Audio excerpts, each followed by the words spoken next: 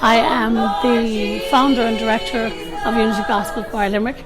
We're here today to tell the press about our amazing CD launch, which will be happening on the 11th of November here at Maggie Choose.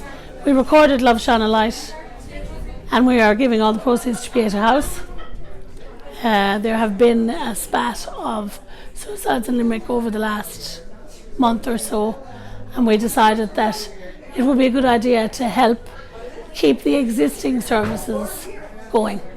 This song is Catherine and the Waves song from the Eurovision Song Contest, and we sing it every year at Darkness into Light, and finally after 6 years we have recorded it. And I'm here at the press launch with the Unity Gospel Choir of their new CD, Love Shine a Light. So the actual launch of the CD is going to be on Monday the 11th of November at 6:30 here in Maggie Choose.